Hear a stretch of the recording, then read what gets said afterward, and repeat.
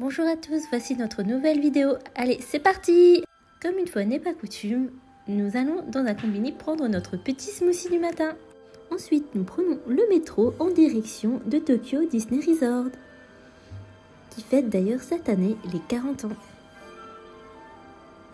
Nous faisons escale à la première boutique pour aller acheter nos oreilles. Ici, il y a une grande différence avec Disneyland Paris, c'est qu'on peut venir cosplayer en nos personnages de Disney préférés.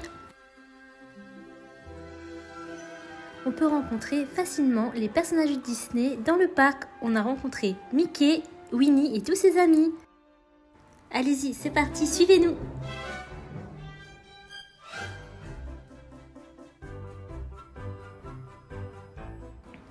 Le hall est juste spectaculaire, qui d'ailleurs il nous fait beaucoup penser à Paradisa. Comme nous sommes en octobre, le parc s'est mis aux couleurs d'Halloween. Une fois le hall franchi, on a enfin la magnifique vue sur le château.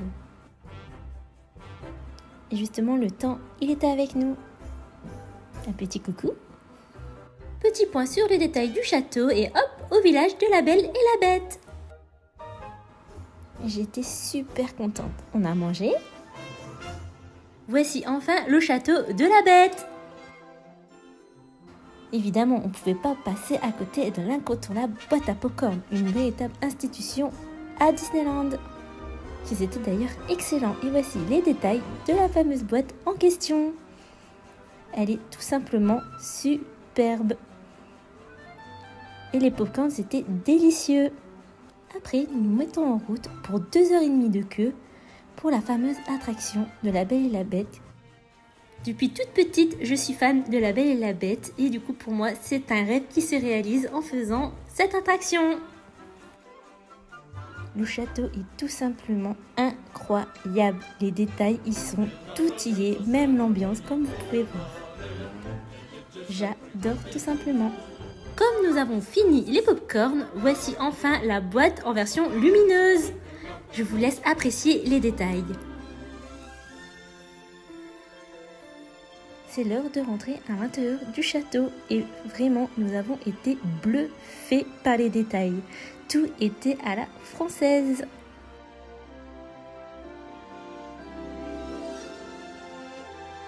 C'est enfin l'heure de la première partie de l'attraction, avec la superbe intro de la Belle et la Bête. Évidemment, je ne vais pas vous raconter l'histoire, car tout le monde connaît la Belle et la Bête. Regardez-moi ces petits détails de clés, on adore. Et voilà, c'est enfin le début de l'attraction. Un petit coucou. Et voilà, on commence par la fameuse scène, c'est la fête. Et croyez-moi, ça a bien bougé. Et nous revivons ensemble la scène emblématique du dîner. L'ambiance était tout simplement magique. Ensuite vient la fameuse scène où ils dévoilent leurs sentiments. D'ailleurs, les animatroniques sont juste impressionnants. C'est enfin l'heure que la Bête libère la Belle pour qu'elle aille aider son père. Et nous voici enfin dans la scène finale qui est juste incroyable. On a vraiment l'impression de vivre le film, d'être avec eux, de danser avec eux. C'était vraiment un moment magique. Et regardez-moi cette animation, regardez-moi ces visages, c'est du jamais vu. C'était vraiment une super attraction et je regrette vraiment pas de l'avoir fait. Petit pop-up de Maxence tellement qu'il a apprécié l'attraction. Qui dit Tokyo dit Baymax et on pouvait pas passer outre la fameuse attraction. Faut savoir que Maxence refusait de la faire, mais finalement, regardez-le, il a adoré. Et j'avoue qu'on a bien kiffé. Moi, je tiens à signaler qu'on a quand même fait 1h30 de queue pour ça, hein, mais c'est vrai que c'était très sympa, c'était fun, ça reste un très bon moment ensemble.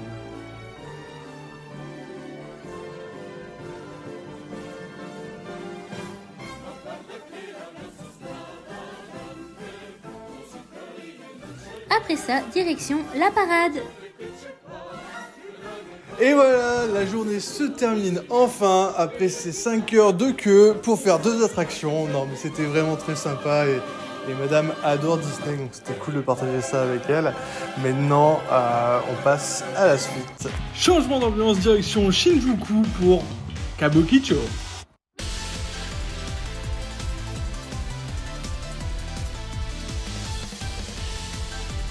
Et nous voici arrivés à Kabukicho avec le célèbre écran 3D et le petit chat policier. Ce quartier de Tokyo est complètement fou entre les cartes, les écrans, les enseignes lumineuses partout et les immeubles immenses. C'est vraiment impressionnant.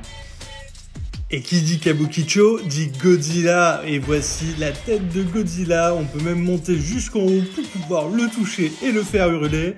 Direction la Kabukicho Tower qui a été créée en moins d'1 an, qui regroupe plein de choses, des restaurants, des izakaya, des salles d'arcade, c'est un hôtel aussi, avec cette vue incroyable de Godzilla.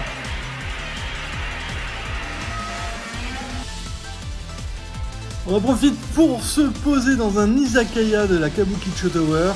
L'ambiance à l'intérieur est vraiment super cool avec de la bonne musique. On en profite pour manger et se poser quelques minutes.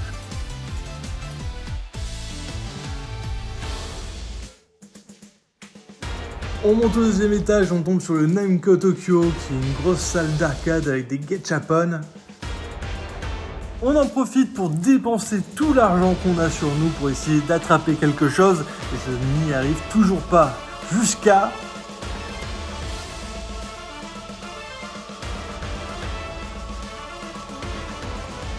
Jusqu'à ce moment fatidique où Oran arrive à attraper Aqua en seulement 1 ou 2 coups pour l'équivalent de 3 €. Vous pouvez lire la joie dans son visage et moi j'ai toujours rien attrapé, je suis dégoûté.